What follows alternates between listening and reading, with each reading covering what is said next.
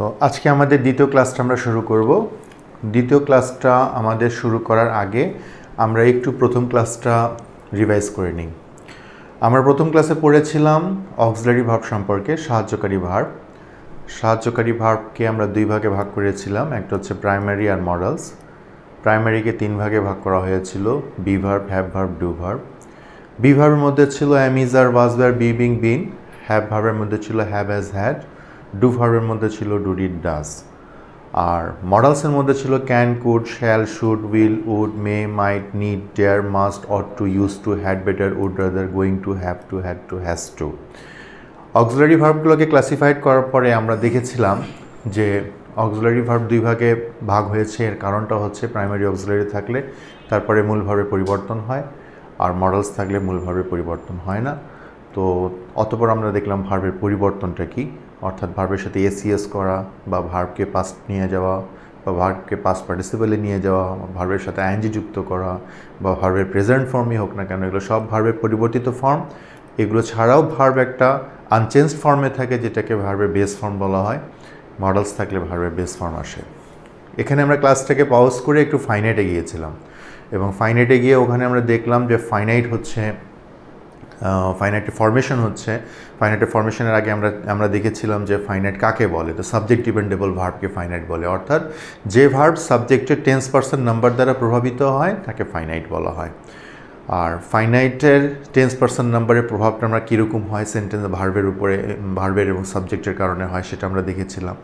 এবং দেখেছিলাম যে ফাইনাইটের ফরমেশনটা, গঠন প্রণালীটা দুই প্রকার, একটা হচ্ছে অ্যাক্টিভ ফাইনাইট ফরমেশন আর একটা হচ্ছে প্যাসিভ ফাইনাইট ফরমেশন। তো এই ফাইনাইটের গঠন প্রণালীতে আমরা যখন গেলাম তখন ওখানে আমাদের 12টা টেন্সের এক্সাম্পল হিসাবে নেওয়া হয়েছিল। He works, he is working, he has worked, he has been working.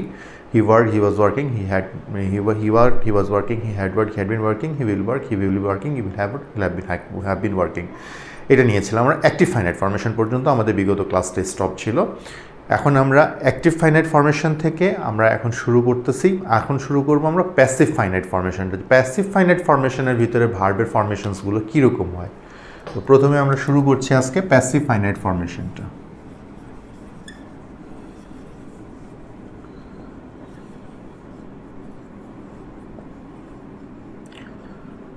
Passive finite formation, এখানে আমরা প্রথমে একবার দেখো, rice is eaten by me.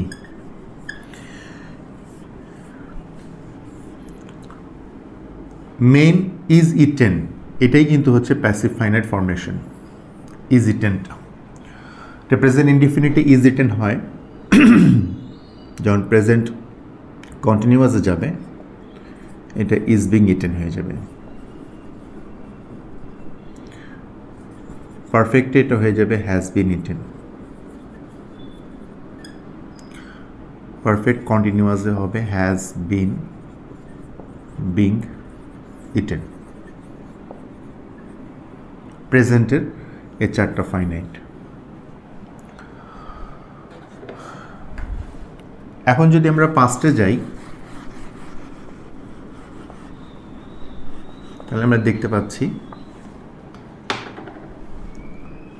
এখানে হবে was eaten, was being eaten,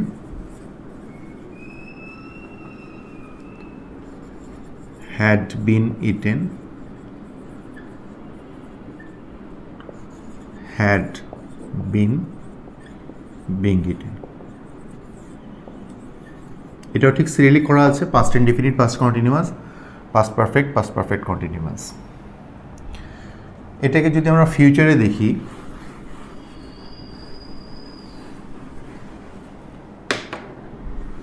তাহলে আমরা পাচ্ছি will be eaten, will be being eaten,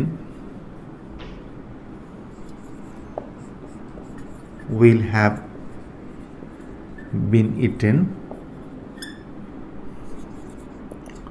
will have been being eaten।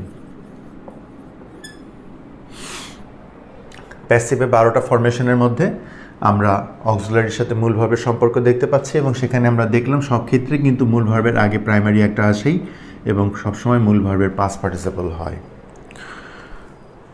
Finite ফরমেশনের এই অ্যাক্টিভ ফাইনাইট ফরমেশনের 12টা উদাহরণ, যেটা works is working, has work, has been working, worked was working, had work, had been working, will work, will be working, will have work, will have been working অ্যাক্টিভে। আর প্যাসিভে যেটা দেওয়া হলো is eaten, is being eaten, has been eaten, has been being eaten, was eaten, was being eaten, had been eaten, had been being eaten, will be eaten, will be being eaten, will have been eaten, will have been being eaten। এই 12-24টা formation অবশ্যই তুমি ভালো করে মনে রাখো। যদি আমরা এটা মনে রাখি, মনে রাখতে আমাদের এটা পরবর্তীতে আমরা বিভিন্নভাবে এটাকে ইউটিলাইজ করতে পারি, ইউজ করতে পারি। টেন্স আমাদের ভুল হবে না, ফরমেশনটাও ঠিক থাকবে এবং বিভিন্ন স্ট্রাকচারে আমাদের ফাইনাইটের ফরমেশনটা জানা থাকলে পরে বিভিন্ন স্ট্রাকচারটা বুঝে উঠতে আমাদের জন্য সহজ হবে। আচ্ছা, আর এখান থেকে আমি এখন যে ক্লাসগুলো করাচ্ছি সেই ক্লাসগুলো হচ্ছে একটা ফান্ডামেন্টাল ক্লাস হিসাবে ধরতে পারো, প্রাইমারি ক্লাস হিসাবে। এই ক্লাস 2-4টা ক্লাসের পরে আমি স্টেপ ওয়াইজ তোমাদেরকে বিভিন্ন গ্রামাটিক্যাল সেক্টরে নিয়ে যাব, কিন্তু সেগুলোতে যাওয়ার আগে তোমাদের সবার এগুলো জানা দরকার। এগুলো না জানা থাকলে তোমরা কোনো কিছুতে ভালো পারফরমেন্স আনতে পারবে না। এই জন্য এটাকে ফান্ডামেন্টাল ক্লাসের খুব মনোযোগ সহকারে ক্লাসগুলো করো এবং আয়ত্ত করার চেষ্টা করো, প্র্যাকটিস করার চেষ্টা করো। তোমাদের নোটে পিডিএফে দেওয়া থাকবে, পিডিএফ থেকেও তোমরা এটাকে ডাউনলোড করে নিয়ে পড়তে পারো খুব সুন্দর করে।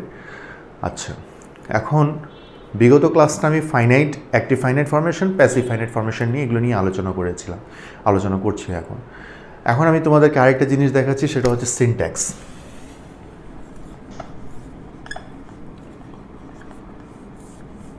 একটা এগ্রিমেন্ট আছে, সেটা হচ্ছে সাবজেক্ট সিঙ্গুলার হলে ভার্ব সিঙ্গুলার হয়,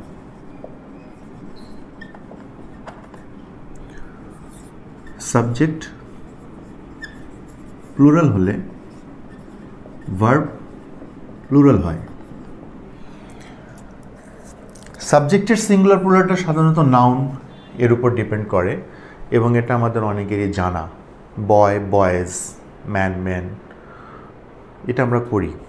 কিন্তু ভার্বের সিঙ্গুলার এবং প্লুরাল এটা আমাদের কাছে যদিও পুরাতন কিন্তু নতুন হিসাবে আমাদের সামনে ধরা পড়ছে। এটাকে একটু দেখো, ভার্বের সিঙ্গুলার এবং প্লুরালটা কী জিনিস।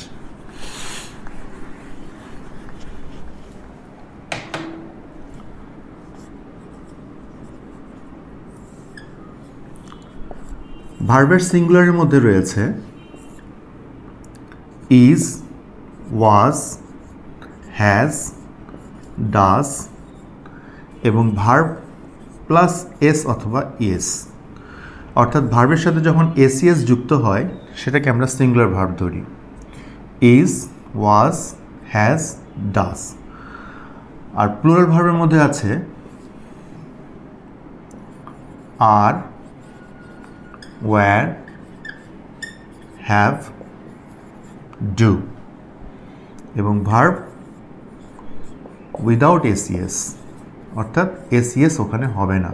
ভার্বের প্রেজেন্ট ফর্ম V1, ভার্বের প্রেজেন্ট ফর্মটা হচ্ছে প্লুরালে পড়ে। এটা খুব ছোট্ট একটা বিষয়, কিন্তু তারপরে এখানে অনেক কিছু জানার আছে। দেখো এখান থেকে আমাদের অ্যাম, আমি এটা মিশিয়ে দিই, সিঙ্গুলার এবং প্লুরাল মিশিয়ে দিয়ে তোমাদের দেখাই। অ্যাম, ডিড, হ্যাড এবং মডেলস, এটা সিঙ্গুলার এবং প্লুরালের আওতাভুক্ত নয়। এটা সিঙ্গুলার সাবজেক্টের সাথেও বসে, প্লুরাল সাবজেক্টের সাথেও বসে। অ্যামটা শুধুমাত্র বরাদ্দকৃত আই এর জন্য। আর আই এর মধ্যে আরেকটা আমরা দেখতে পাই, সেটা হচ্ছে হ্যাভটা আই এর ক্ষেত্রে আসে, সেক্ষেত্রে এই অ্যাগ্রিমেন্টটা আসে না, সিনট্যাক্সের এই অ্যাগ্রিমেন্টটা আসে না। ছোটবেলায় আমরা পড়েছিলাম আই অ্যাম সিঙ্গিং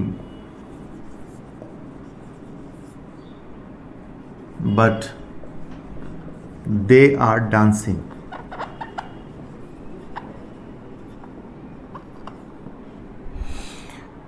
হয়তো অনেকে প্রশ্নও করেছিলাম যে স্যার এই বিষয়টার কারণটা কি।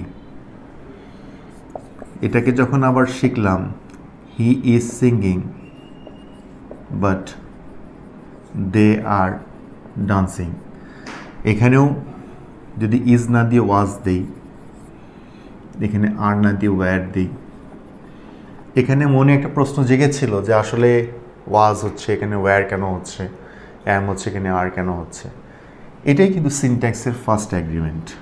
সাবজেক্ট সিঙ্গুলার হলে ভার্ব সিঙ্গুলার হবে, সাবজেক্ট প্লুরাল হলে ভার্ব প্লুরাল হবে, এবং এখান থেকেই কিন্তু সাবজেক্ট ভার্ব অ্যাগ্রিমেন্টের যে পোর্শনটা আছে সেটা শুরু হয়, এবং খুব ক্রিটিক্যাল একটা পোর্শন সাবজেক্ট ভার্ব অ্যাগ্রিমেন্ট। খুব সহজ মনে হয়, কিন্তু সাবজেক্টকে আইডেন্টিফাই করে বের করতে হয় যে সাবজেক্টের মিনিংটা কী বোঝাচ্ছে। সাবজেক্টের মিনিংটা যখন সিঙ্গুলার বোঝায় তখন ওখানে ভার্ব সিঙ্গুলার অ্যাপ্লাই করতে হয়, ওই কটা বাদে, অ্যাম, হ্যাড, ডিড, মডেলস বাদে। তো বিস্তারিত আলোচনা আবার আগামী ক্লাসে করব। যেহেতু আমাদের ক্লাসটা হচ্ছে 5 মিনিটস ফর ইংলিশ, অল্প অল্প করে পড়ো, এটাতেই আমার মনে হয় অনেক দূর পর্যন্ত এগিয়ে যাবো। তো আজকেরও ক্লাসের একটা আলাদা পিডিএফ তোমাদের সাথে আমি অ্যাড করে দেবো। ওকে।